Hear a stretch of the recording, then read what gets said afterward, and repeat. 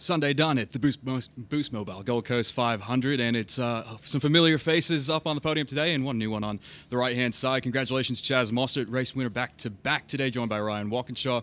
Broc Feeney, second place with Mark Dutton alongside him, and Andre Heimgartner, first podium of the year with Tony Woodward next to him. Chazzy, 2 for 2. You guys were on fire all weekend. It must be a great feeling in the 25 camp.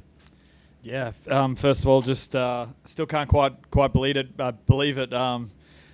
Broc had amazing pace out there. I thought in the middle stint, as he started to skip away from me when our tyres got a bit hot behind him, I thought, we're settling in here for at least a podium, which would be pretty good. But kept trying my hardest, and basically the crew got me the win today. They were super aggressive. They're super fast in the pit stops. Been practicing a lot.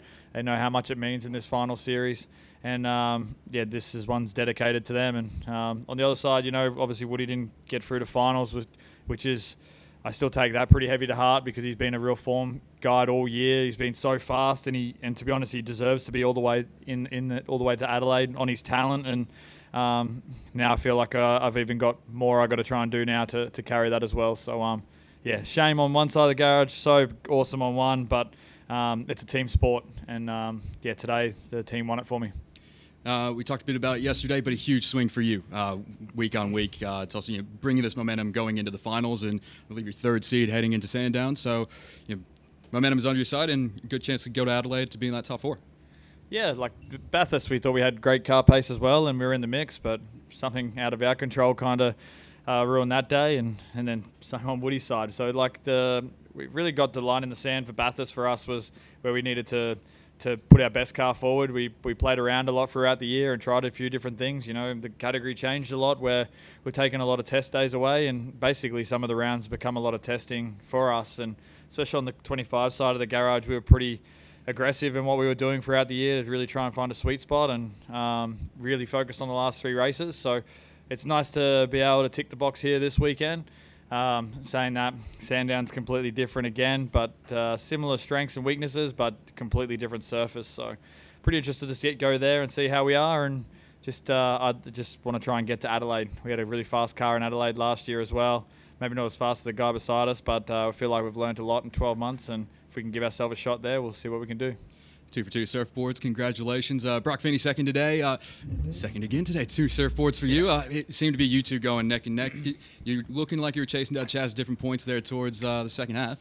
Did you have anything for him? Yeah, I suppose overall pretty stoked with not how we turned it around overnight, but how we worked hard we got smoked yesterday, fair and square, and to come back today and for most of that race to probably have the better speed in the car was awesome. So yeah, was stoked. Marty, the whole team did a fantastic job. That last stint, I was giving it everything I had. I could see Chaz was fuel saving a little bit before the safety car, and then after the safety car, I was just sort of all in. And yeah, obviously had a couple of cracks there at the end. Was pretty close to disaster, but I left it all out on the track today. We were both locked into the final, so I was going to have a crack no matter what. But plenty to be happy about this weekend. Obviously a bit disappointed we didn't win that one after leading sort of 2/3 of that race, but plenty to be happy about. Very entertaining nonetheless. 2 250k races over 2 days, very hot and humid. How are you feeling physically? Yeah, it's a hard one, especially backing it up. I suppose most sports you do one and then you wait and go again next week, but backing it up is always challenging. It felt quite sort of humid in the cars out there. It's the hottest I've sort of had it in the cars for quite a while around here, just been on a street track. So, and the pace, like driving around at 9s all day is not easy. So to be honest, I just got huge respect for everyone out there, and to have no safety cars until the end of the race is really incredible.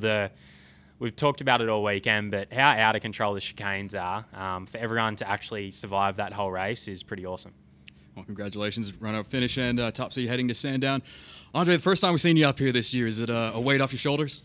Yeah, definitely. I thought it was going to be first year in a while without a podium. So, yeah, it's been great. It's been quite a frustrating year. I think my average qualifying is 18th or something, so pretty horrendous. And I just haven't been able to find the groove. But we've kept working away at it and not given up. And unfortunately, didn't make the finals by 3 points. So, it just is what it is. But having a good finish to the year, which is awesome. Broc mentioned it. There's some pretty wild times. Some big moments for you, particularly on TV today. Can you speak about how just hectic it is out there, especially that back chicane? It's been pretty loose. Yeah, as he mentioned, it's pretty humid out there, so you sort of can't lapse your concentration, and every time you go into the back chicane, you're like, okay, here we go, and you got to really just smash it, and you know, you almost have a crash every few laps, so it's pretty awesome. You know, not sure if it's completely safe, but it's a good spectacle nonetheless. It certainly was entertaining on TV.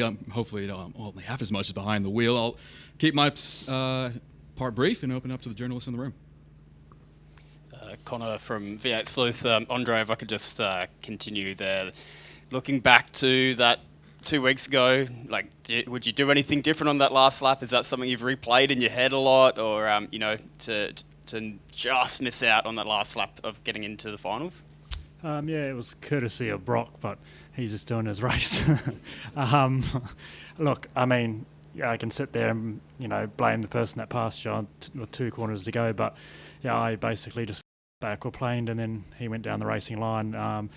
You know, when we went off a few laps earlier and made contact and bent my steering and lost a spot, that also could have done it. I mean, fuck, you could call through so many times throughout the year on things that could have gone better, so it is what it is. I guess to Dado, Ryan and Tony as well, this is our first ever as a sport finals event. Seemed pretty intense, I thought, from my side, but yeah, what did you guys think so far of what you've seen of finals in supercars? Who you want first? I think any of the naysayers that were concerned that there wasn't going to be any value to this final season have been proven wrong. I think it's had an enormous amount of value to the sport. It's interesting, it's exciting, it shakes things up a little bit. There's drama, there's stories that are going to come off the back of it. So, you know, I think it's good that we've tried something different, and I think that one round in the finals, I think we've proven that so far so good. Yeah, well said. I mean, I think everyone who was saying, like, the energy's been electric. Like, clearly not the ideal one for Broc this year when he's had such consistency all year, but no, I think it's a good thing. I think it's good for the sport. And we like the challenge. Like, we like the challenge for, you know, we in the team will call it sort of finals footy when you come to this time of the year, that everyone's stepping up. And the fact that you've got 10 this weekend vying for it, yeah, it's a good thing for the sport. Yeah, really just mirror what these guys said. I think, you know, unfortunately for us, we're not a part of it, but it was certainly entertaining to watch on the TV during the race, and we just kept our nose clean. But I think from a spectacle point of view, you can't really fault it, so I'm all for it. And Tony, obviously Brad had to, I guess, leave the track, you know, not being well. Was there anyone, I guess, who stepped up in the team to try and fill his shoes, or how does the team go about it when Brad's not here? Because obviously that doesn't happen very often. Yes and no. I think, like, we're pretty well covered anyway, so it's just one piece of advice that's always handy there, but we may do, no worries at all, so maybe you should miss a few more. Ryan, just on the other Ryan, Woody, is there, like, you know, he's had so much pace, he's been one of the quickest guys all year, to now be out. Is there a case of needing to pick him up, I guess, for the rest of this year, or to go again next year, or how do you sort of, I guess, handle Woody in this situation? Yeah, well, Woody will handle himself, and even though his cool suit wasn't working for the majority of that race and he was cooked by the end, he got over the finish line knowing that he was 2 spots off actually going to the semi-finals. And the first thing he said on the radio was hell yeah, let's go and do everything we can to get Woody to win this championship. So that just shows you his mindset, his focus on being a team player. It's obviously hugely frustrating because we've seen so much pace out the guy, and he has had an unbelievable amount of bad luck. Some things within his control, some without of it. And for him to not have managed to get some of the wins that he probably should have had this year, and for him to not be going forward to the finals, feels a little bit like it's an injustice. But as I said earlier, that's also the point of the finals. You know, you're supposed to have some glory stories and some heartbreak. Unfortunately, we've had heartbreak on one side of the garage, and you know, a pretty glorious story on the other side. So he's going to do everything he can to try and win some trophies in the back end of the season, and focus on next year when, you know, I think we've all got a lot of belief that he can definitely give it a good crack next year. He's shown himself that he's definitely a worthy competitor in this category, and he's got a bright future. Chaz, just on this weekend, to sweep it after last year here where you guys were so fast and it went wrong on both days. I mean, there must be just a nice little bit of, I guess, redemption there. Yeah, I think the racing gods probably thought they were pretty tough on me last year here with some things out of our control. So, yeah, for sure. I think coming into this weekend, you know that you probably, if you do everything just a little bit neater and the team's worked extremely hard coming into this weekend, you know, like even the Thursday we had to put an engine in the car because we didn't have one yet from after the Bathurst engine going. So the guys have worked extremely hard, even here this weekend. I think our mentality from last year is like, even if we don't have the perfect weekend, it can't be as bad as last year because it was pretty heartbreaking. I think it was here. We were out of the championship hard just with two races. That same thing, things out of our control. So, yeah, I think they looked after me today. I didn't quite have as much speed as Broc, but yeah, obviously we did everything we did and executed perfectly as a team, which we didn't quite do as the best job last year. So we worked extremely hard in 12 months. Ryan, 24 hours ago, Chaz was talking about the fact that after winning that first race, he was in a position to be able to allow the team to focus on trying to get Woody through. Obviously, that didn't happen. I know you would love to have both cars through, but is there an element of maybe some strategic freedom that comes from having two competitive cars but only one actually in contention now? Yeah, I mean, I wouldn't call it strategic freedoms, but there's definitely an element of being able to focus on one car and trying to push that best setup and best focus going into these next two rounds on Chaz. There's definitely a small advantage there, but if you're asking me honestly, I'd still prefer to have both cars fighting into the semi-finals and trying to get into the finals. I think, yeah, it's going to be an interesting position because you're going to have guys that are going to be getting more and more desperate, and you've just got other guys in the championship who have got nothing to lose and are just going to go and try and fight for race wins and prove themselves worthy and that they should have been in the finals. So I don't think trying to play the whole inter-team strategy stuff or inter-driver strategy stuff is really going to play out as well as some people have sort of theorised, because I think the next two rounds are going to be quite messy in a lot of different areas because there's a lot of emotion, a lot of people are trying to win, and a lot of people that actually have nothing to lose. So, no, not so much. And to Broc and Chaz, obviously, you know, being in that finals picture now, there was some big names and proper contenders wiped out from this very first finals round, particularly Brodie as well, someone who is a series champion, knows how to get that job done and had some momentum on his side coming out of the Enduros, even if Bathurst didn't quite go his way. I mean, is there any comfort in sort of thinking at least he's not now someone that can come and steal this off you? I thought we were both racing for it like all weekend. For me, like the names that are out in this first round, they're guys that have been challenging for race wins all year. So even though we talk about finals, like me, Broc, and whoever else is through, we still got our work cut out for us because the guys that have got the gloves off and aren't going to change how they attack a different weekend, and all of a sudden the 7 guys that the round in the next round is going to qualify from 1st to 7th. Like, there's some seriously fast guys out and some seriously fast teams. So when you're in the finals and that kind of stuff, it's like you could be a couple of places out of position where you want to be. You have to execute. You have to go for race wins. You have to put it all on the line. But now those guys, they're not playing anymore. They can even go even harder again. So it's going to be really unique. But I don't know. This guy next to me has been the form guy all year.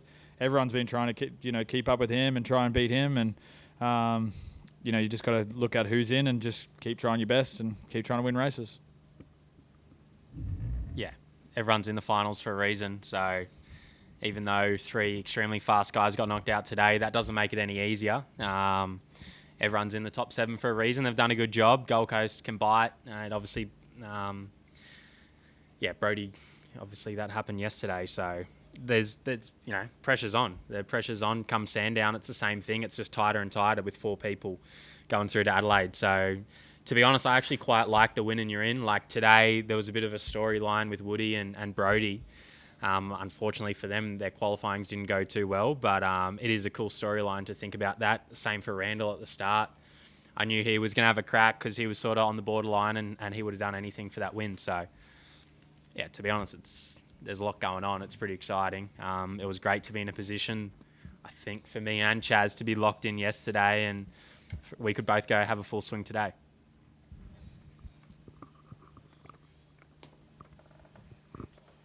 Andre, is it bittersweet to get a podium now when you have been knocked out of the finals? Yeah, for sure. I think I was in the 10 the whole year, and then come the last Bathurst or whatever, got knocked out. So pretty disappointing. But I think the end of the year I typically go pretty good. So I'm just glad that it's sort of coming together and we can try and carry some of this momentum. I think they touched on it before. The category is so competitive at the moment and testing so limited that it's actually very hard to find the sweet spot. And this weekend we managed to do that, and we'll see if we can continue it. Broc, you mentioned earlier that because you were already locked in through to Sandown that you were all in for the win today. If you were in a situation where you weren't locked in and you needed the points, would you have just tucked in behind Chaz to bank the points and qualify? Don't know. Wasn't in that position. So, I think at the end of the day, if it's risky to go for a move and you're going to guarantee I think back to Adelaide last year, like if I could have won the championship sitting behind Chaz, I would have just sat there and tried finishing the race in second. But I was trying to go for a win there to win the race. So I think there's plenty of different situations that will play out. I think Sandown's going to be even tougher than here. I mean, 4 guys going through is extremely tight, especially with the win in urine. So, we're both in a very lucky position today. It would have been very easy for us to sort of cruise around. We both probably nearly wrote our things off about 10 times in that last stint. So we were still both having a crack. I think the goal is always to just try and be the leader when you go into the next round. So for us today, we knew what we had to do to maintain the lead going into Sandown, and that was the goal. And we've been able to do that. And Dutto, a difficult weekend on the other side of the garage for Will. Just dropped a few places in the championship, and he's now one of those guys on the outside looking in when we get to Sandown, trying to bump his way into that top 4. Do you prepare differently for Will and sort of going all out to try and get that win and you're in? I think everyone's going to go for the win and you're in. This weekend we saw obviously a number of cars coming to grief with the walls. As the lads have said, it's so fast and so high risk. It's so easy to do. So it was good for everyone on the cars to get Will back out in time. That was touch and go yesterday, and for Will to bounce back off that as well. Like they were pretty gut wrenching hits for him, and everyone's feeling the pressure. It is a different type of pressure this weekend with the first of the finals thing, and you're seeing some, as the lads also said, some really good stories and some heartbreaking ones. So it was a good team effort, and you definitely do have some strategies you chat with to help each other out when needed between the cars. We didn't need to do any of that today, so Will did what he needed and Broc did what he needed. So our goal coming out of here was 2 cars in the finals. We've managed to achieve that. Of course, you'd love some wins. That's what we're here for as well. So we'll review and see how we could have done better. Chaz, you've been waiting a long time to win a Supercars Championship. Is this year your best chance?